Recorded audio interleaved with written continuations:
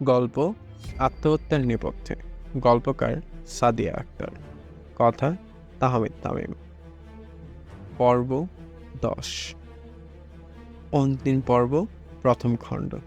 Alvi high তুলে বলে, কি বন্ধু, এভাবে সারের মতো চিল্লাচ্ছ কেন? এই যে কাঙ্ক্ষিত তিল, বলে ফোনের স্ক্রিন আলভির দিকে ঘুরিয়ে ধরে। মুহূর্তে সব ঘুম যেন আলভি আর ইন্সপেক্টর শামসের চোখ থেকে উধাও। আলভি তড়িঘড়ি করে এগিয়ে এসে ফোন হাতে নেয়।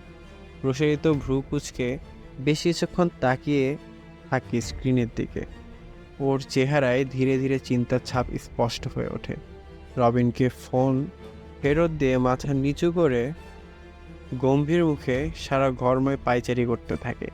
ইন্সপেক্টর শামস ও রবিন পরস্পরের দিকে জিজ্ঞাসাভাবে তাকিয়ে একপাশে দাঁড়ায়। তারা আলভিকে বোঝার চেষ্টা করছে।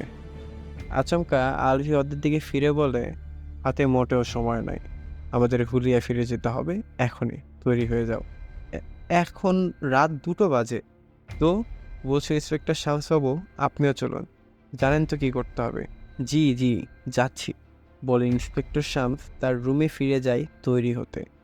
উপায়ন্ত না পেয়ে রবিনও আলভির সাথে রুমে চলে যায় ব্যাগপত্র গুছিয়ে নিতে। চোখে মুখে পানি দিয়ে ফ্রেশ হয়ে ফোনের চার্জার নিতে রবিন টেবিলের কাছে গেলে খেয়াল করে একজনের ছবি রাখা। একটু মনোযোগ দিয়ে দেখতে চমকে ওঠে, আলভিকে বলে, এটাকে জানো? তুমি চেনো? সারোয়ার। হ্যাঁ, দেখো, ও খালি ওর চুলগুলো বড় করছে। অর্থপূর্ণ হাসি এসে আলভি বলে, বেশ, চলো। আলভি রুম থেকে বেরিয়ে দেখে ইন্সপেক্টর শামস পুরো দস্তুর হয়ে ধৃত ব্যক্তিকে নিয়ে হাজির।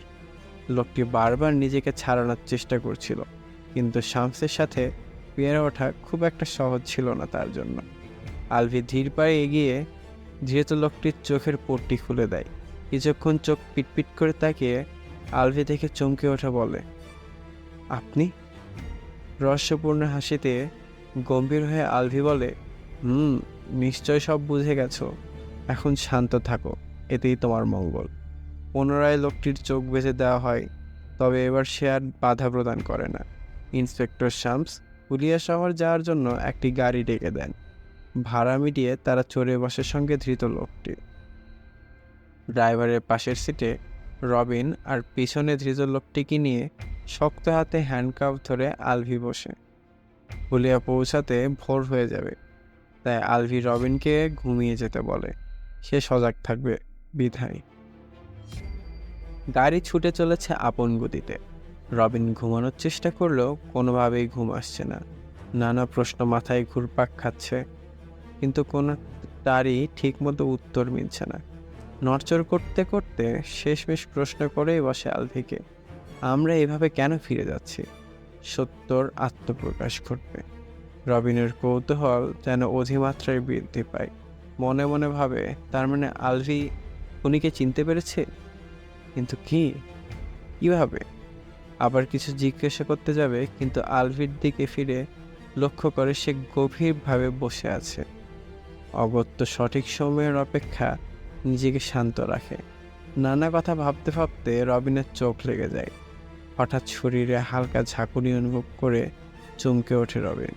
তাকিয়ে দেখে ইন্সপেক্টর বাবুলাল মৃদু হেসে বলছেন, উঠুন ডাক্তারবাবু, আমরা পৌঁছে গেছি। চোখ কচলিয়ে বলে রবিন। জলদি করো বন্ধু, পাশে ধেয়ে বলে আলভি। রবিন দ্রুত গাড়ি থেকে নেমে চেহারায় পানির ঝাপটা দিয়ে নিজেকে ফ্রেশ করে নেয়। আলভি ইতোমধ্যে ধৃত লোকটিকে ইন্সপেক্টর বাবুলালের হাতে তুলে দিয়ে আরও কিছু নির্দেশনা বলে বিদায় নেয়। রাস্তার পাশে একটি খালি রিক্সা দেখে ডাক দিলে লোকটি যেতে চায় গন্তব্যে। আলভি রবিনকে নিয়ে উঠে বসে। স্মিত হেসে বলে, বলো, কি জানতে চাও? মানে, জানা কথা, তোমার অনেক প্রশ্ন দলা পাকিয়েছে এর মধ্যে। থাক, সব একবারে শুনবো। এখন কার বাড়ি যাচ্ছি? মেইন মাস্টার মাইন্ড যে এভাবে, কোনো ব্যাকআপ টিম ছাড়া? এভাবেই আমরা সেফ, তবে টিম আছে পেছনে। রবিন আশ্বস্ত হয়, সে আর কিছু জানতে চায় না। রিকশাওয়ালা তাদেরকে একটি পুরনো দোতলা বাড়ির সামনে এসে দাঁড় করায়। ভাড়া চুকিয়ে আলভি কিছুক্ষণ তীক্ষ্ণ দৃষ্টির দিকে বাড়ির চারপাশটা দেখে নেয়। রবিনকে ইশারা করে তাকে অনুসরণ করতে। বাড়ির মেইন গেটে দাঁড়িয়ে আলভি কলিং বেলের সুইচে 2বার চাপ দেয়। কিছুক্ষণ পর দোতলার কোনো দরজা খুলে কার নিচে নেমে আসার পদশব্দ শোনা যায়। কৌতূহলের অতিশয্যে রবিনের হৃৎপিণ্ডে ঢিপ ঢিপ শব্দরা ঝড় তুলে যায়। কিন্তু সে লক্ষ্য করে মধ্যবয়স্ক এক লোক কেচি গেটের তালা খুলে তাদেরকে ভেতরে আসতে আহ্বান করে, যাকে সে মোটেও চেনে না। আলভিও কিছুটা অপ্রস্তুত হয়ে জিজ্ঞাসা করে, আপনাকে তো ঠিক চিনলাম না। বয়স্ক লোকটি হাসিমুখে জানায়, আমি এ বাড়ির কেয়ারটেকার। মালিক উপরে আছে, আপনারা চলুন। আলভি এক মুহূর্ত কিছু একটা ভেবে দৌড় দেয় দোতলার সিঁড়ি বেয়ে। রবিনও কিছু বুঝে উঠতে না পেরে আলভিকে অনুসরণ করে। দোতলায় পৌঁছে এ ঘর ও ঘর খোঁজে একটি রুমের সামনে এসে পৌঁছায় আলভি। পুরো রুমটা ইলেকট্রিক ডিভাইস, গ্যাজেটে, কম্পিউটার, রাউটার ইত্যাদিতে সাজানো, যেন ছোটোখাটো একটা আইটি চেম্বার। আলভির অনুমান সঠিক হয়। সে দেখতে পায় কেউ একজন কম্পিউটার স্ক্রিনের সামনে দাঁড়িয়ে কোনো প্রোগ্রাম ডিলিট করায় ব্যস্ত। দৌড়ে যেয়ে পিছন থেকে জাপটে ধরে ব্যক্তিটিকে সরিয়ে দেয় সেখান থেকে। কম্পিউটার স্ক্রিনে দেখে প্রোগ্রাম ডিলিট হওয়া শুরু হয়েছে। দ্রুত ক্যান্সেল করে দিতে চেষ্টা করে। রবিনও এর মধ্যে চলে আসে। সে দেখতে পায় কালো হুডি পরা কোনো ব্যক্তি আলভির সাথে ধস্তাধস্তি করছে। আলভি এক হাতে কোনো রকমে সে ব্যক্তিকে বাধা দিয়ে কম্পিউটারে কিছু করার চেষ্টা করে যাচ্ছে। রবিন দৌড়ে এসে লোকটিকে পেছন থেকে হাত মোচড়িয়ে কাবু করে দেয়।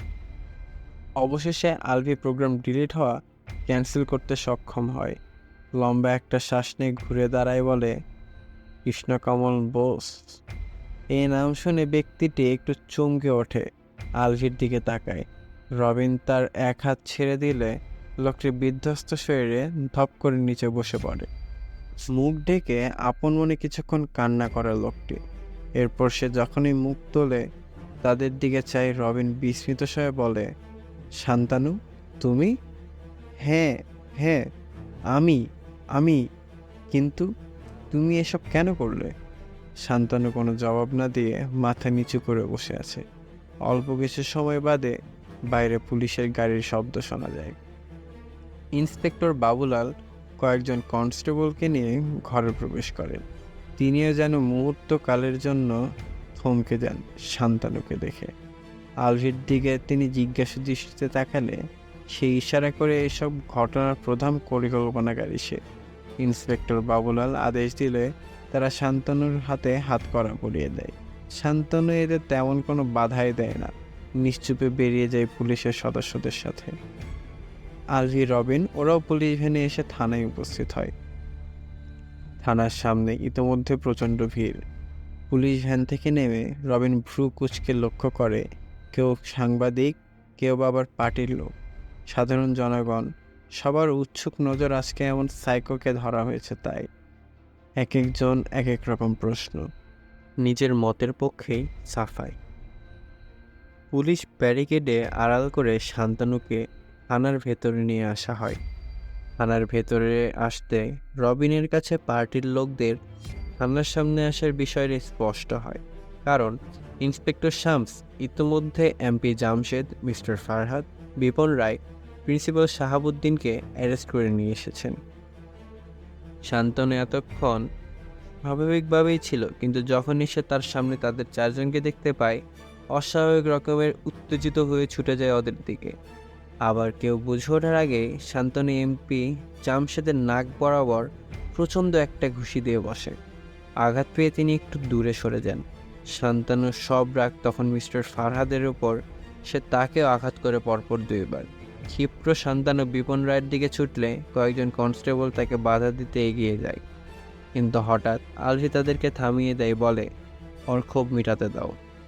শান্তনু একে একে বিপন রায় ও প্রিন্সিপালকেও আঘাত করে এরপর সে চিৎকার করে কান্না করতে করতে বলে, আমার মা, বাবার উনি এরা। কয়েকজন কনস্টেবল এসে শান্তনুকে ইন্টারোগেশন রুমের দিকে নিয়ে যায়। অপরদিকে ইন্সপেক্টর বাবুলালের ইশারায় ওদের 4 জনকে থানার লকআপে পুলিশ সদস্যদের কড়া প্রহরায় রাখা হয়। Interrogation room.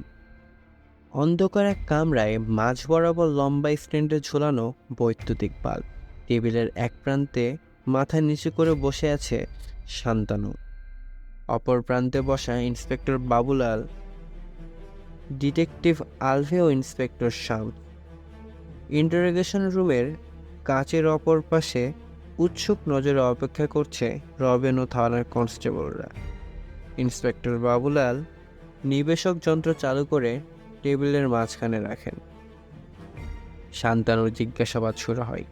ইন্সপেক্টর বাবুলাল তাকে জিজ্ঞাসা করেন, তোমার নাম কি? শান্তানু, বোস। তবে বাবা মা রেখেছিলেন কৃষ্ণকমল বোস। ইন্সপেক্টর বাবুলাল পুনরায় তাকে জিজ্ঞাসা করেন, শিপন রায়, ফারজানা, জিসান এদের হত্যাকাণ্ডে তুমি কি জড়িত? মাথা নিচু করে শান্তানু ক্ষীণস্বরে জবাব দেয়, জি আমি। আলভি এবার বলে, তোমার সাথে হওয়া সব ঘটনা খোলামেলা বলো। কেন তুমি এতগুলো নিষ্পাপ মানুষের প্রাণ কেড়ে নিলে? শান্তানু তাচ্ছিলের হাসিতে বলে, স্যার আপনি কাদেরকে নিষ্পাপ বলছেন? এরা ওদের বাবার মতোই ছিল। এরা অন্যায়কেই সাপোর্ট করত। যখন আমি তাদেরকে ভয় দেখিয়েছি তখনই তারা সোজা পথে হাঁটছে। আর তাছাড়া এদেরকে আমার মারতেই হতো। আমি বোঝাতে চাই, চোখের সামনে নিজের সন্তানকে হারানো যেরকম যন্ত্রণার, ঠিক তেমনই নির্দোষ বাবা মায়ের মৃত্যুও ততটাই যন্ত্রণার। আলভি গম্ভীর স্বরে জিজ্ঞেস করে, কি হয়েছিল তোমার বাবা মার সাথে? শান্তনু বলতে শুরু করে, আমি তখন সবেমাত্র ক্লাস 1-এর ছাত্র। চলমান। গল্পটি আপনার কেমন লেগেছে কিংবা এর প্লটের কোনো ভুল ত্রুটি থাকলে কমেন্ট বক্সে জানানোর অনুরোধ রইল। গল্পটির পরবর্তী পর্ব পেতে আমাদের চ্যানেলটিতে সাবস্ক্রাইব করুন এবং লাইক, কমেন্ট, শেয়ার দিয়ে পাশে থাকুন। নোটিফিকেশন পেতে পাশে থাকা বেল আইকনে ক্লিক করুন। ধন্যবাদ সবাইকে।